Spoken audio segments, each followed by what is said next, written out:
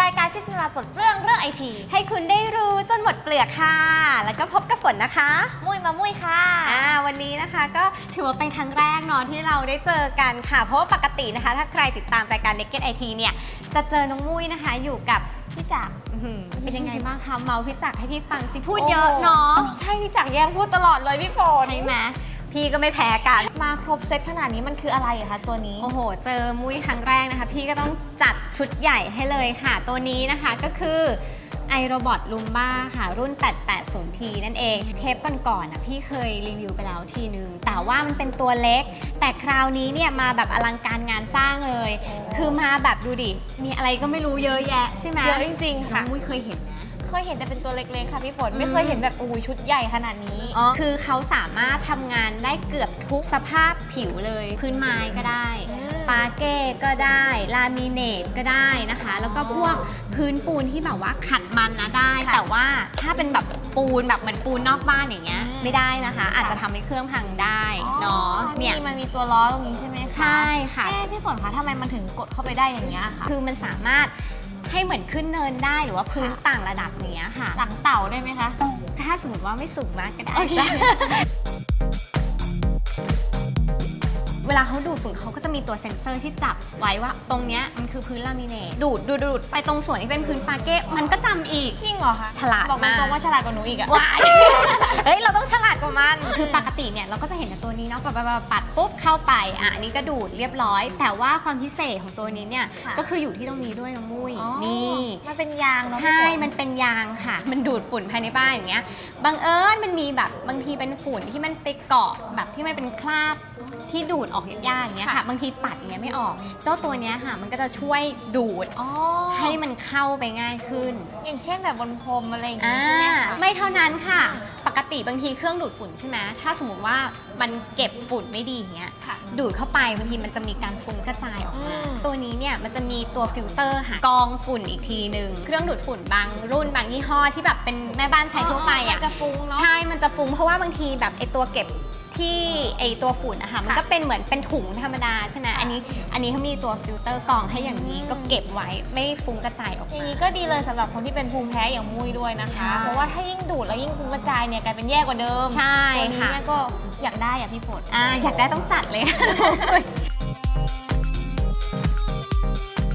อุปกรณ์มันถึงเยอะขนาดนี้คะพี่ฝนตัวที่น้องมุ้ยจับอยู่ที่ถืออยู่นะคะอันนี้ก็คือมันเป็นแท่นชาร์จของเจ้าตัวนี้แหละแต่มันไม่ใช่แค่แท่นชาร์จธรรมดานะคะมันอัจฉริยะอีกแล้วเวลามันจะทำงานเนี่ยมันก็จะดีดตัวออกไปมันทำงานเสร็จปุ๊บมันก็วิ่งกลับมาชาร์จของมันเองได้เลยคือเราไม่ต้องไปยุ่งเลยเดี๋ยวมันทำเองหมดเลยใช่ตรงนี้นะคะก็คือจะเป็นสายชาร์จเราก็เสียบชาร์จทิ้งไว้เลยกับไฟบ้านของเรามันก็จะทำงานของมันเองตลอดเวลารวมถึงถ้าสมมติว่าน้องมุ้ยแบบวุ่นวายมากเลยวันนี้ต้องรีบออกไปทำงานข้างนอกไม่มีเวลาดูดฝุ่นเลยบ้านแล้วก็ฝุ่นก็เยอะเราเป็นภูมิแพ้ด้วยตั้งเวลาเลยตั้งเวลาเลยว่ากี่โมงเนี่ยจะให้มันทำงานให้มันทำงานกี่ชั่วโมงพอมันทำงานเสร็จปุ๊บมันก็วิ่งกลับมาชาร์จเองไม่แบบว่าพอแบบหมดเวลาฉันก็แบกอยู่ตรงนั้นอะไรเงี้ยไม่มีอย่างงั้นก็คือจะวิ่งกลับมาชาร์จตัวเองเรียบร้อยก็พร้อมที่จะใช้งานครั้งต่อไปเลยโอ้ยถูกใจอ่ะพี่ฝนคะแล้วอย่างตัวนู้นนะคะก็คือลำโพ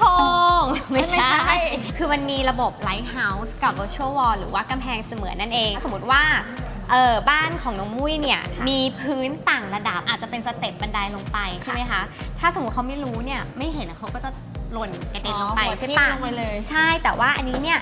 วางตั้งไว้กั้นไว้อย่างนี้นะคะตัวนี้มันจะมีเซ็นเซอร์ยิงใส่กันทำงานพอมันทำงานปุ๊บมันก็จะสร้างกำแพงขึ้นมาโดยที่เราไม่เห็นแต่ว่าเจ้าiRobotเนี่ยเห็นหรือว่าจะให้ทำในห้องอย่างเงี้ยเราก็กั้นไปเลยทำแค่ในห้องนี้ก็เอากั้นเลย2ข้างอย่างนี้ถ้าหนูเดินผ่านจะไม่ชนใช่ไหมไม่ชนค่ะนอกจาก Virtual Wall เนี่ยยังมีตัว Lighthouse ด้วยก็คือปรับโหมดขึ้นไปได้เอาเจ้าตัวเนี้ยไปวางตามห้องบ้านเราเนี่ยมีทั้งหมด3ห้องด้วยกันสมมติว่าจะให้ทำห้องนี้ห้องแรกอันนี้ห้องที่2ก็วางไว้แล้วทีนี้มันก็จะเริ่มทำงานที่ห้องแรกก่อนก็ทำงานดูดฝุ่นอะไรอย่างนี้พอสะอาดปุ๊บเสร็จเรียบร้อยมันก็จะวิ่งไปเจอตัวนี้พอมันเสร็จแล้วเดี๋ยวมันก็วิ่งไปทำงานห้องที่3เองพอทำงานห้องที่3อะไรครบเสร็จแล้วเรียบร้อยมันก็จะวิ่งกลับโฮมเบสเพื่อที่จะชาร์จแบตตัวเองเพิ่มเข้าไป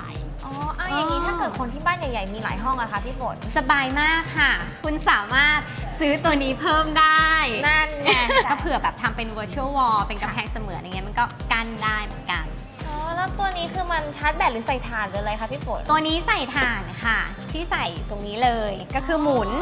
ปุ๊บแล้วก็แกะ อ๋อนี่ใช่ไหม อื คะ มใช่แกะแบบนี้นะคะถ่านก็ใช้ format C ก็คือเป็นขนาดกลางค่ะคือใช้แบบนี้ ส แล้ว อง ก็ ก้อนต่อหนึ่งตัว ใช่แล้วนะคะก็สามารถใส่แล้วก็ใช้งานได้เลย กินไฟน้อยค่ะกินไฟน้อยมากแต่ว่าเขาบอกว่าถ้าสมมติว่าใช้งานในโหมดของ Virtual Wall เนี่ย